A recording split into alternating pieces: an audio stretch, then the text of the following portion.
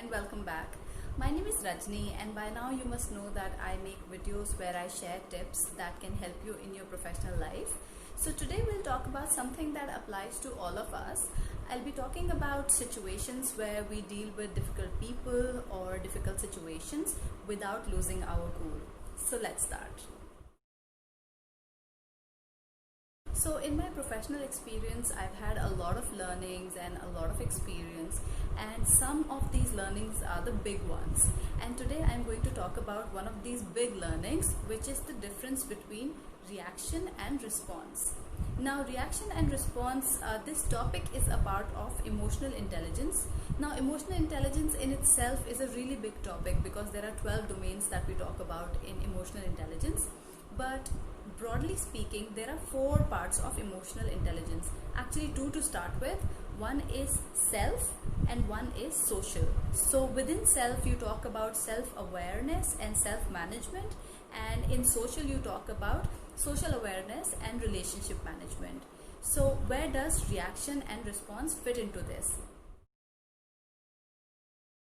Self-awareness is more about how you feel, and self-management is more about how you act.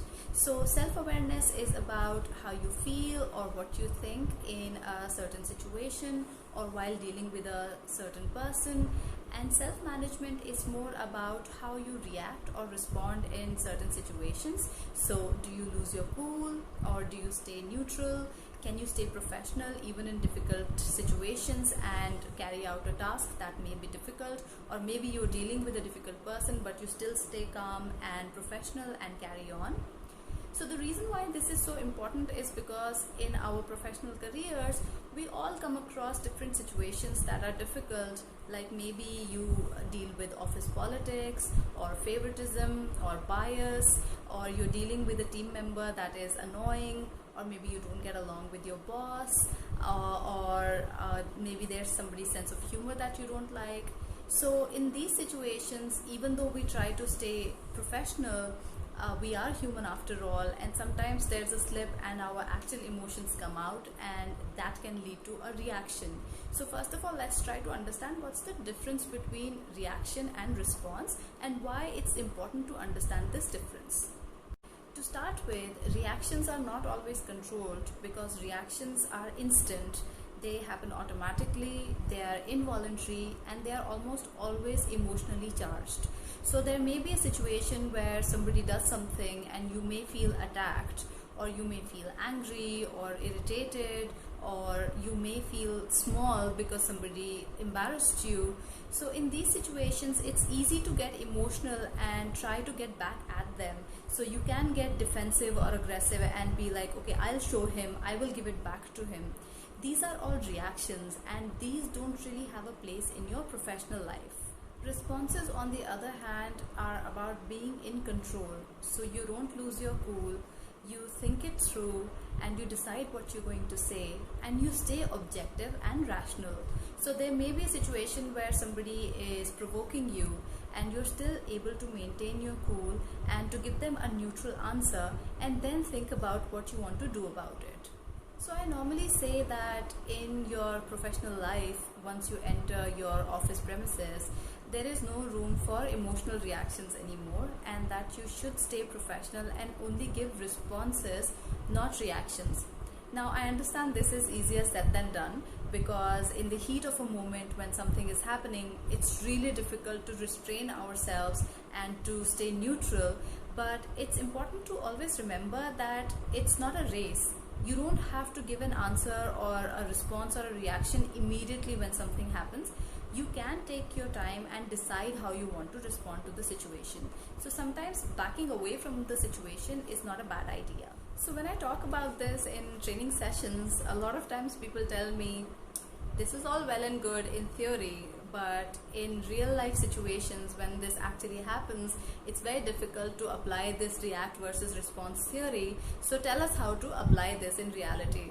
So I've thought of 5 tips that can help you in these situations where you can respond rather than react.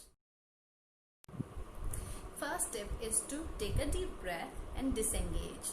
So when there's a situation that is arising where you feel like there may be a conflict or somebody is trying to get a reaction out of you, they may be provoking you, or if there's a situation that's developing that you don't really like, then first of all you take a deep breath and you calm yourself.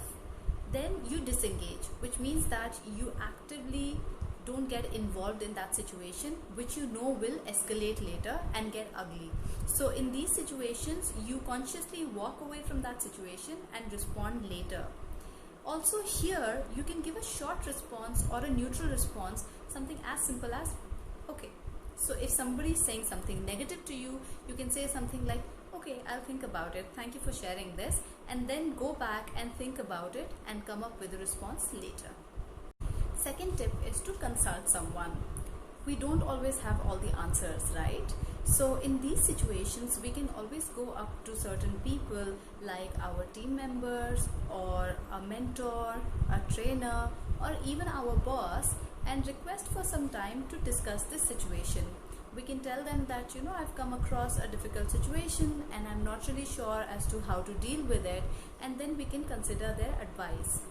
We can even take suggestions from our friends or our family who may not be from the same organization, but they could have life experience and some wisdom that could help you. So this is a good idea to consult and take a second opinion from other people and then collate all this information to decide how you want to respond. Third is to reflect.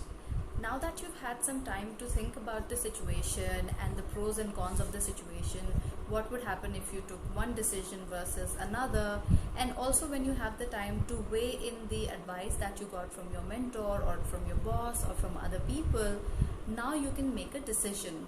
Now, work situations are not always ideal either, so there may be a situation where you may want to let it go and not respond to it at all, or to take an action at all, because it will only make the situation worse. So this is the time where you will sit down and decide what to do and reflect on what your plan of action will be. So do you want to get into a discussion where you can talk it out and come to some sort of a conclusion, or do you feel like there will be no point in discussing this, so let me just let it go? So reflection will help you decide what to do in this situation. Fourth is seeking a one-to-one meeting.